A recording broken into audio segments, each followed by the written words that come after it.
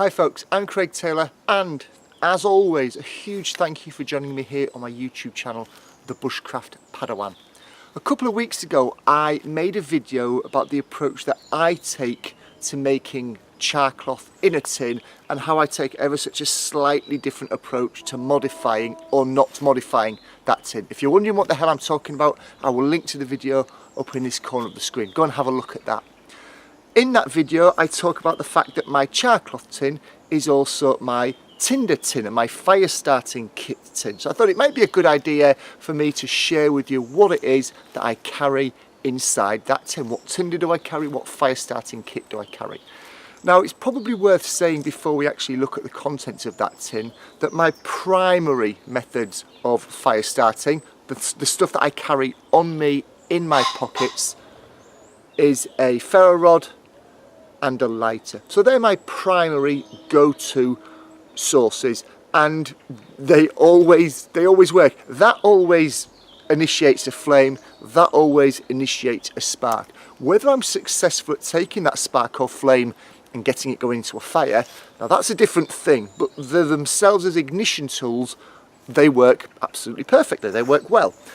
But I'm often mindful that if I over-rely on the ferro rod and if I over-rely on the lighter, what happens if I lose them, if they fail, if I don't check them and it runs out of fuel, the fuel evaporates? What happens then? So I like to carry around with me some alternative methods that wherever possible, once I'm out and I've got a fire going, I'll experiment with those. I'll try those. I like to keep my hand in and not over-rely on some fairly fail-safe methods that I'm well accustomed to. I like to have a backup, I guess is what I'm saying, and it's that backup that's carried in my fire starting kit, and I also carry some tinder in there as well. And again, whenever I'm out, and you've seen previous videos of me doing this with honeysuckle bark, I will try and use the natural resources that I find on the day around me.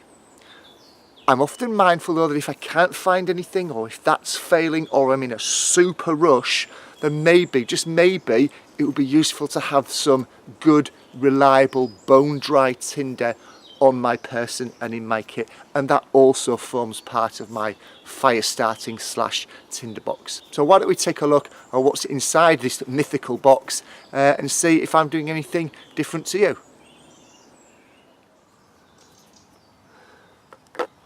There's the tin itself. It's nothing special. It's an old Rizzler tobacco tin. I know you guys out in the States use Altoid tins, incredibly similar sized and shape tin.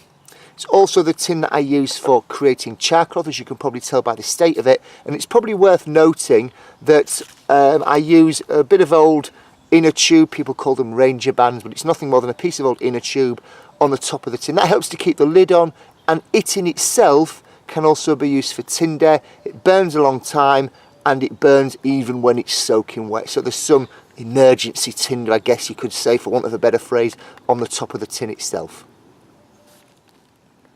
Let's take a look now at what's actually inside the tin. Now the purpose of this video isn't to show you how to use each of these ignition sources and each of these tinders. It's just to list what I actually carry in my tin. Maybe I'll make another video in the future showing how to use some of these, and maybe I won't, but the purpose is really just to show you what's in the tin. So we've got some char cloth that I've previously made and kept inside a small sealable plastic bag. Here is a tampon, an incredible amount of dry, high quality, soft, fibrous cotton material inside a tampon. So I carry one of those around inside, once again, a plastic bag. There's a piece of fat wood, and twined around the fat wood is some jute twine. So I've got two tinder sources there in one. I've got the fat wood, and I'm using the fat wood to store the jute twine. And there's another piece there, because you can never have enough fat wood or jute twine, can you? And clearly the twine also has a dual purpose in terms of cordage material, because let's be honest, that's its primary purpose, but as it's in my kit, it's there as a backup tinder source. I carry some good old-fashioned strike anywhere stormproof type matches, a spare lighter,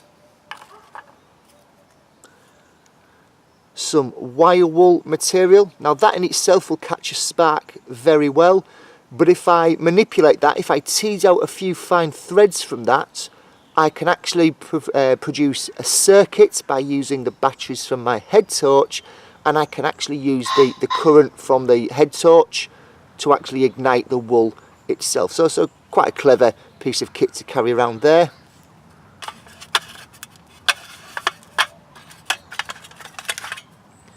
A spare ferro rod,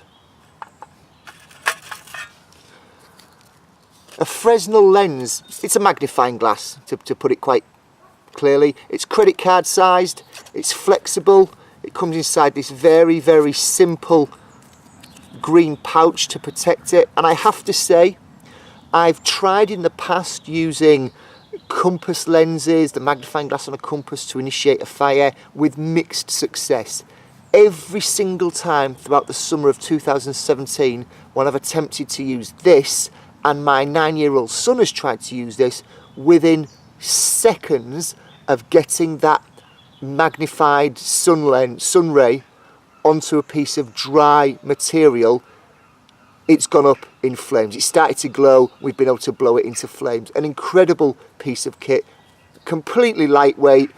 It's fantastic. It looks very simple, and it almost looks like one of those black art type of fire lighting methods. A wonderful piece of kit. If you've not got one of these, go onto the Bushcraft store or go somewhere else where you can find something similar and give it a try once the sun's out. Completely amazing. Love it. Brilliant bit of kit. And finally, in that tin, I have a piece of dried silver birch bark there.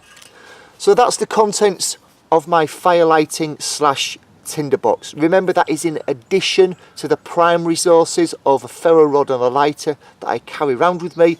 They're just some of the extra things that I carry as an ignition source and also as a tinder material as well. There we have it. They're the contents of my fire starting tin / tinder box tin. I'm interested in hearing from you. Is there anything that I was carrying in there that you don't carry that's made you think, that's a good idea, I'll give that a try, I'll experiment with that? If that's the case, please do give this video a thumbs up and let me know in the comments below. The flip side of the coin, is there anything I'm not carrying that you think I really should be? Once again, please do leave a comment below and share that with me and everybody else that watches the video and reads the comments. That would be really appreciated. If you think there's someone in your network that would benefit from watching this video, you know where that share button is and you know what to do with it. Feel free to share away.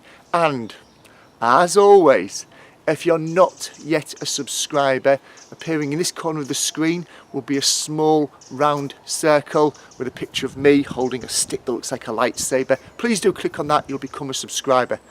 Thanks as always for watching. I really do appreciate every view, every comment, every like, and I look forward to seeing you in the next video. Take care. Cheers.